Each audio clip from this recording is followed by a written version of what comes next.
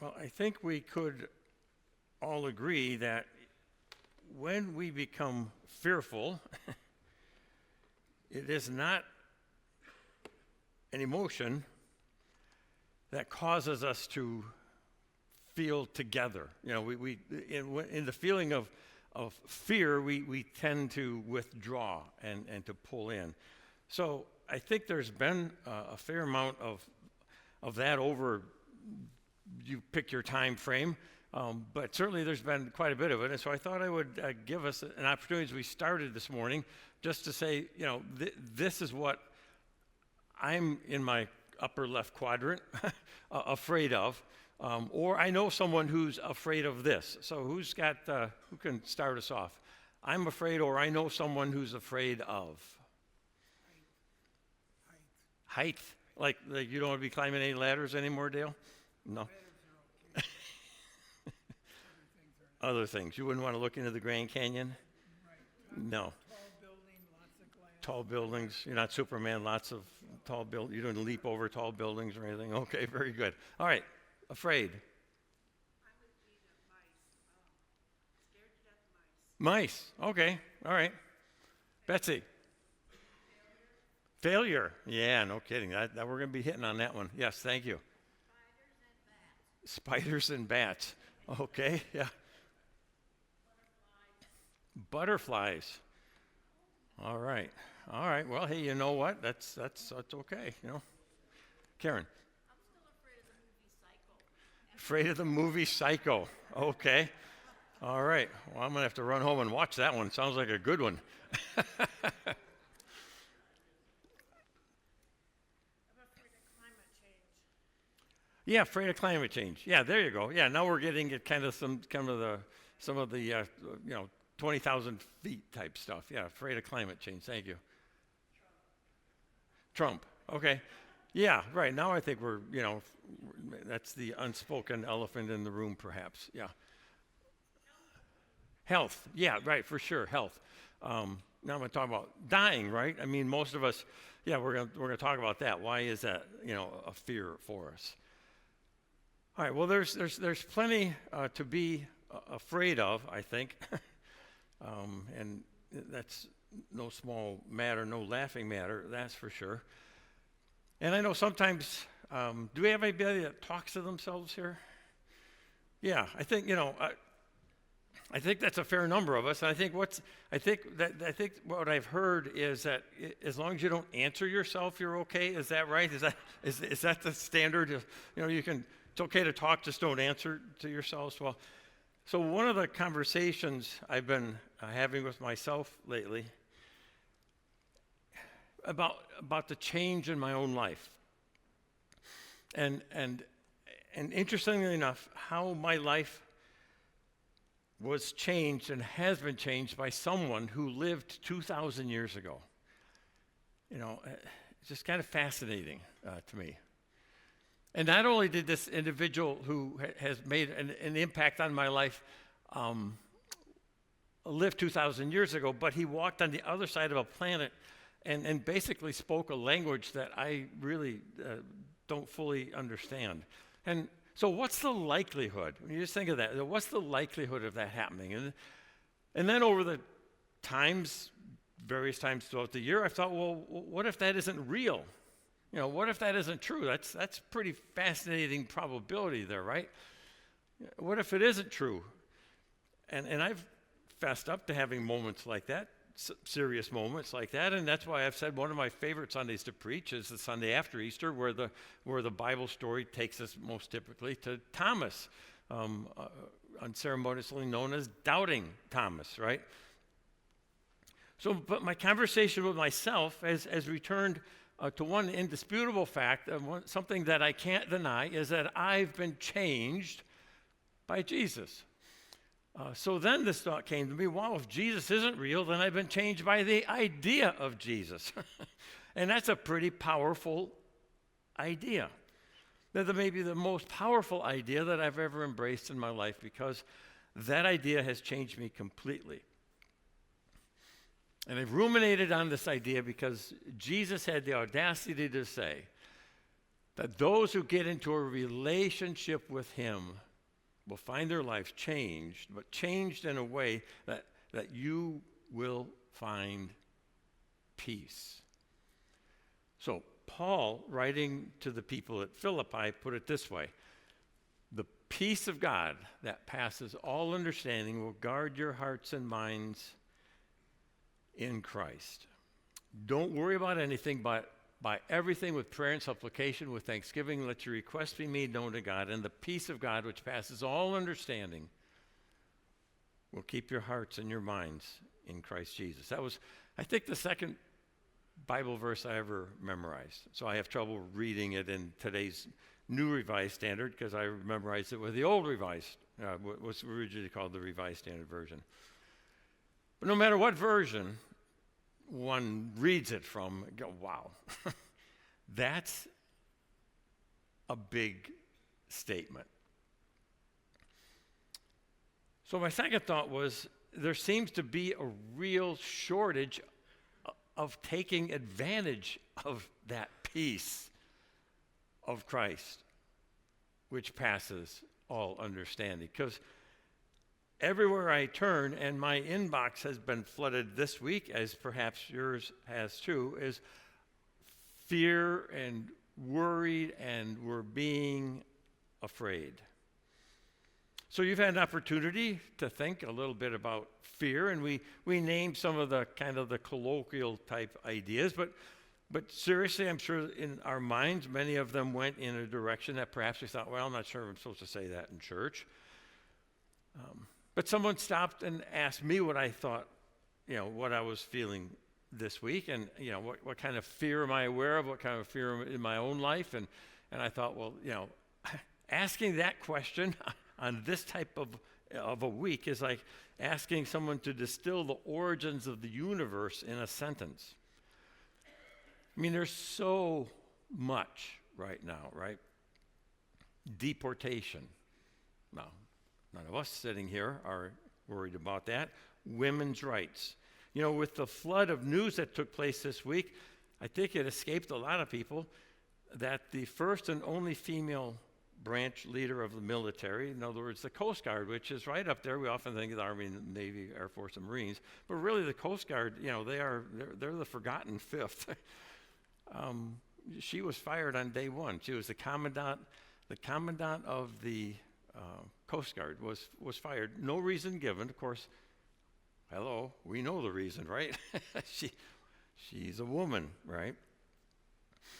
We're afraid of dying, as was mentioned. Illness, cancer, losing a relationship, climate, disease. Well, we withdrew day one from the World Health Organization. We are their major funder, and if you enjoyed the first go-around with COVID, well, buckle up. We're just inviting another one. People are afraid of losing their freedom. That may have been mentioned. We're afraid of democracy. And the vast majority of those things that we worry about, fret over, are in fact things that we have little or sometimes absolutely no control over. Now, there are a lot of things that we can control in our lives, yet we tend to spend an inordinate amount of time worrying about those things that we have no control over. And conversely, not spending much time on the one thing that we can address, and that is the power of fear in our lives. See, I believe that we have the ability to control the fear lever in our lives. So pick your time frame, but clearly the last, you name it, months, years, has been quite a roller coaster that almost everyone has felt distressed, fear in one way or another. I think we could agree on that, no matter what side of the aisle, or if you're not even sitting in an aisle, that there are a lot of people paralyzed by fear. So 2,000 years later, we're having the same conversations with each other that Jesus' disciples had with him. The disciples were afraid. The disciples asked Jesus, when's it all going to end? And do you think they asked that because they were looking forward to it. No, they were afraid of it. In fact, they asked him twice. They asked him once before he was crucified, and then after he'd been crucified, buried, and raised from the dead, they thought, well, gee, someone who's been come back from the dead, they should have some insights as to what's going to happen after it ends. And so they asked him again, when's it all going to end? And Jesus said, you're asking the wrong question. He said, stop asking when everything is going to end and start addressing what you can do in the here and the now. Start talking about what you can do right now. See, so many things that we're fearful of are out of our control, but Jesus says there's one thing that you can take control of, and that's the power of fear in your life. So like all wannabe theologians, I consulted my friend Daniel Webster and said, well, we should have can we agree upon a definition of fear? It's a good starting point. And so that we're all on the same page, Daniel says to us that fear is an unpleasant emotion that's caused by the expectation or awareness of danger. In other words, it can be defined as a state of being worried about an impending danger, whether the threat is real or imagined. Okay? So fear is an emotion fanned by a threat that's either real or imagined. So asking what we're afraid of might not get us where we need to go. So I thought, well, let's remind ourselves or bring to light a passage that Gina mentioned. It's from Joshua, right off the bat. So Moses was not able to reach the promised land.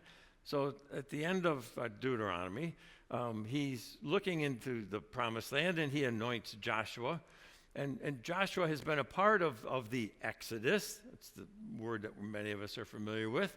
And he's not going to get into the promised land, but he anoints Joshua. And then the word of the Lord comes to Joshua. It's one of the more familiar passages, but not all of us, I'm sure, are aware of it. And this word of the Lord, this vision, this voice says to Joshua, have I not commanded you to be strong and courageous? Do not be afraid. Do not be discouraged, for the Lord your God will be with you wherever you go. Now, discouraged is this is without, right? So someone who is discouraged is absent of courage. So notice God says, have I not commanded you? Now, if any of us, or certainly anyone on the street, were to say, well, tell me, what are the commandments that God gives us? Right? Oh, I think they say, well, let's see. Somewhere in there it says we're commanded not to kill one another. We're commanded not to mess with our neighbor's wife. We're not supposed to steal. And somewhere I think I heard that we're not supposed to eat pig or something, and like shellfish. And and there's something about the Sabbath. Those are the ones that, those would be some of the top ones that would come up. That's what we would think of when we think of the commandments. But notice this is a commandment. This is not a recommendation. Strength and courage is a commandment. It is not a suggestion. This is a command, God says. Have I not commanded you to be strong and courageous? God is commanding us not to live a life of fear. Well, that's a tall order, of course, so we try to get in there and go, well, how does that take place? Well, I kind of imagine it that space between my life and the life that God intends for me to live, that maybe that space, what occupies that space is fear. The space between my life and the life God wants me to live, the space between my life and the life God created me to live, the space between my life and the life that I long for, that space is filled with landmines of fear. And we can live our life navigating away from fear, and we will never get the life that we long for, the life that we hope for, because no matter what we dream of a different life, no matter if we have a different life, what matters is addressing fear. That sense of fear, that sense of inadequacy, very good, that was mentioned, that sense of insufficiency. So as God's people, we're called to figure out not how to go around fear, but how to go through it. So if we're a follower of Jesus, we are a people who are informed by the Scriptures. We need to know that courage is a command and not a recommendation. Courage is not secondary, it's essential. Don't be afraid, don't be discouraged. Now that's easy to say. But you only say that to people who are afraid, right? That was the command. I think sometimes in the Bible we forget why something's there. See, the reason it was said to Joshua, the reason it was said to Joshua was because he was afraid. Now, a lot of people name their young boys, their newborns Joshua. They want their kids to grow up and be like Joshua. They probably don't realize that Joshua's life, at a pinnacle moment of his life, he was afraid, he was discouraged. Alternatively, if they do that, they understand that one day, my little boy, he's going to be afraid, he's going to be discouraged, but that's okay because there's going to be a day where he too will be at a crossroad in his life and he will hear a voice that says, I'm commanding you to not be afraid or to not be discouraged. See, the reason we remember Joseph as someone of courage was not because he was inherently courageous. We remember him as courageous because he stepped through his fears to the place where God had called him to live out his life. But the problem is that while fear is debilitating emotion, courage is not an emotion. You don't feel courageous, you just are. You just do it. Do it, right? The Nike swish, just do it. See, a lot of times when a person feels courageous, they're not doing anything courageous. See, here's the thing. When you live by fear, you feel fear. You live by courage, you still feel fear. Now, that's not what you expected to hear, maybe, right? Because, see, but there's no way around feeling fear unless you're just, well, the thoughtless, the politically incorrect word comes to mind, stupid, ill-advised. If you don't feel any fear, you are those things. People say, well, I'm not afraid. Well, then your bulb is not very bright. You see, if nothing provokes the emotion of fear in you, then you just don't get it. You're not understanding life. See, it's not the cynics and skeptics who see the danger. It's the people who have a real perspective of what's going on.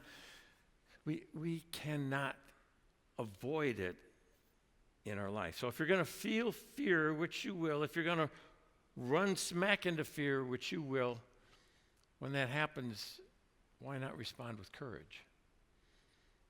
Since fear is a given, you can't go around it, over it, or under it, why not choose courage as your response? So as some of you know, I've got a lung condition, and my pulmonologist said, well, the best thing you can do for yourself is exercise your lungs. And so first I started biking, and then I tried running, and then it was suggested, well, why don't you do a triathlon? Okay, so one thing I could never do is swim, and swimming is rather important in a triathlon. And so I still clearly remember, just as vivid a memory as I can have, my first, it would be called an Olympic length. It was up in Lake Geneva, And it was an out in the back there, and it was the longest distance. I'd never swam that far in my life. And so it would be about 3/4 of a mile. And so that would be whatever half of that was, half of that back. So I was just like a bundle of nerves, right? And so this bundle of nerves had to hit one of the many porta potties.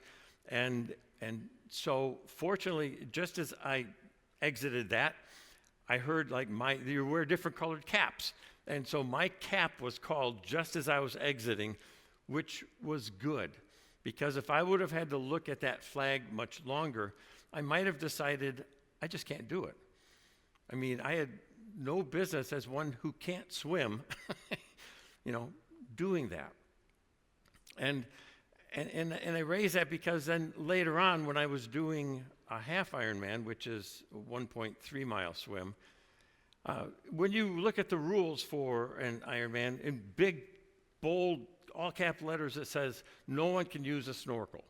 Okay, well, if you have certain lung conditions, they'll let you use a snorkel. And so I got to use a snorkel because I've got one of those lung conditions. And so this was down in Indiana, and my trouble is, with my snorkel, I could swim, okay, I'm okay. The trouble is that all these good swimmers, they don't really care if you're a bad swimmer. I mean, they're not being mean. That's one of the things I had to work on in my head. They will just they'll just take you and use you as an on-ramp. They'll just grab a hold of whatever's there and they'll just like that. And so I had to work through am I angry at that person? Well, no, I'm not angry at that person because they're not being mean to me. They're just being good swimmers. So I'd gotten to within probably here to the back of getting out of the water. And someone kicked my snorkel out. And immediately, what's that thing that goes through you, Chris? Was it? Well, adrenaline, but there's another word. Starts with a C. Anyway, I mean, I was just shot. I thought, and they can tell the bad swimmers. So I have someone with me the whole time, like doing their canoe thing, watching me going, and I'm good with that, because I'm a bad swimmer. But they had left me because I was so close. And so all of a sudden I put my foot down, nothing, So literally I thought, I'm going to drown right here because there's so many people, I'm never going to be seen. And the number one place where people drown in Ironman events is swimming. And so I was like, cheery news.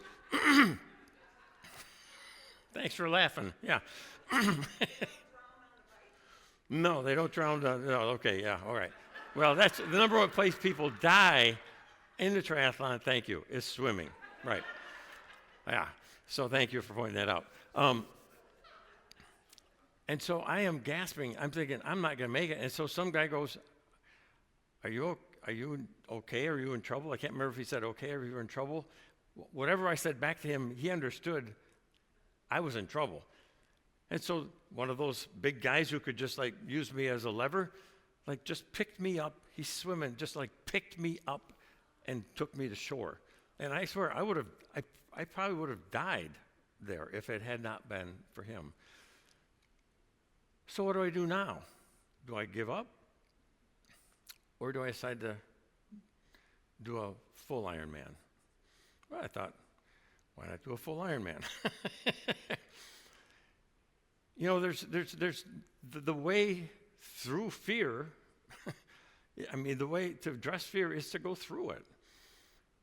And so that's what's been my experience. I've decided I will approach life I will go through it. I mean, every Ironman I did, I was terrified.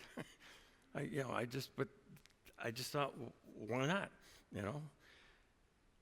Some people they're afraid to fly, but they don't realize that you're more likely to die driving to the airport than you are flying in the airplane. Or some people are afraid of a shark, which you're more likely to get hit by lightning. You're more likely to get hit by a car. You're more likely to have a dog bite. You're more likely to fall off a ladder than you are a shark bite. Some of us grew up with stranger danger, right? You had the little flag in the window. How many of us, you remember that? Yeah, and come to find out the danger was those who we knew. It wasn't the stranger. It's a dangerous world. But see, I believe the only way we can survive this dangerous world is not to focus on the danger, but to focus on the opportunities and the promises and the possibilities of life. But what's happened? See, what's happened is that there's this cultural narrative where the best way to feel safe is to withdraw. The best way to feel safe is to hunker down, is to do nothing. And some will say, well, that's just the way we're wired. That's just human nature. Well, but it doesn't take very long. We're only 3 chapters into the Older Testament before the subject of fear is addressed. And we're not even in the first chapter, and so we're only into 2 chapters. We're overachievers. So God's walking through the garden. You may recall, Adam and Eve had made a decision. God told them not to eat from the one tree in the garden. They had all the garden was there. It's like going to the farmer's market over in Woodstock. It's like, okay, you can get anything you want from any of them. There's just this one vendor. Don't go to that one vendor. You're like, no, that's the vendor I want. Could go to any vendor, could eat any tree, but just the one. Don't eat from that one. They ate from that one. So they realized they were naked and ashamed, and God says to Adam, why are you hiding? Adam says, well, I heard you in the garden. I was afraid because I was naked, so I hid. So right off the bat, what do we do in the midst of fear? We hide. Fear leads to retreat. Fear leads to isolation. Fear leads to withdrawal. Fear leads us to have this overwhelming sense of inadequacy. Someone mentioned that. That's why the fear of death can be so overwhelming, because no one beats that battle. No one wins over death in this life. Sometimes people are afraid to love, afraid to move into a meaningful relationship. They've tried to be open. They've tried to be open their hearts to someone. They've risked in love. They've been heartbroken. And so they said, well, out of that fear, then they withdraw. How could anyone love me completely? Some people are doing a job they hate. They don't have the courage to go find a job they love because fear is holding them back. How many people grew up being told, you're never going to amount to anything? Sometimes they literally were told that explicitly. I've had people share that in my life. Sometimes it was just so clearly implied. Oh, why would you ever think you could get that? I mean, you're not deserving of that. So maybe you've had some dream or some ambition in your life, but there's a little voice inside of you that just keeps whispering, you don't deserve that. Why should you get that? Why should you have a career that's fulfilling? Well, I'll tell you why. well, not me. Jesus says, that we can move, we can live through fear. We don't have to hear the message, you are not enough, because of fear. We don't have to be like Adam and Eve, but we're tempted to be like Adam and Eve, like to run and to hide. We see in life that fear is created through our sense of inadequacy. What we're told in scriptures is that fear comes as a result of a lack of love, right? 1 John 4:18 says this, there is no fear in love. Again, I mentioned that scripture a lot. It's a tough nut to swallow. But you flip that over, and what do you get? There's no love in fear. Perfect love drives out fear. The one who fears has not yet been perfected in love. When you live a life completed in love, you will make every decision for the good of others, and you will not live your life in fear. I know it's aspirational. You will not live your life in fear, even when others would seek to harm you.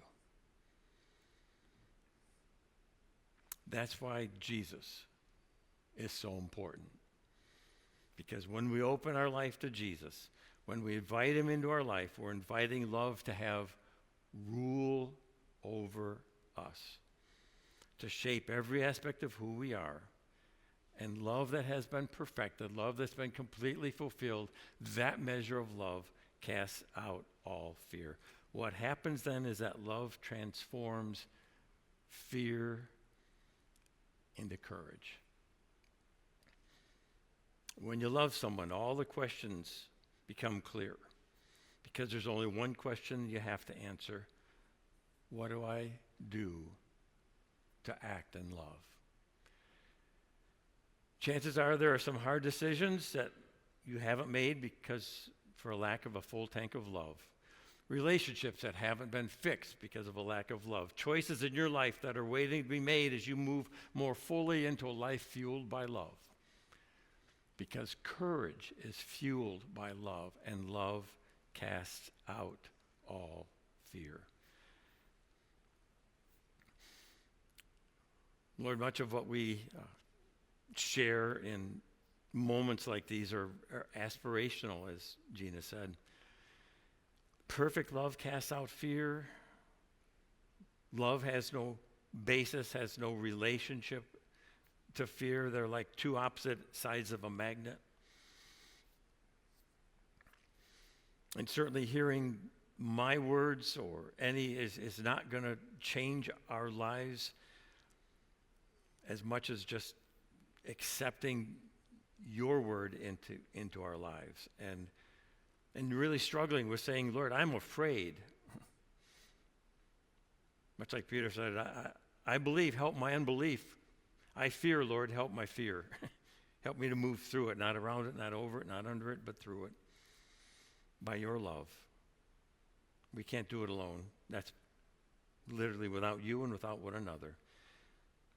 So thank you for those who are here with us to share the journey of helping us cast out fear so that we might be more perfected in our love.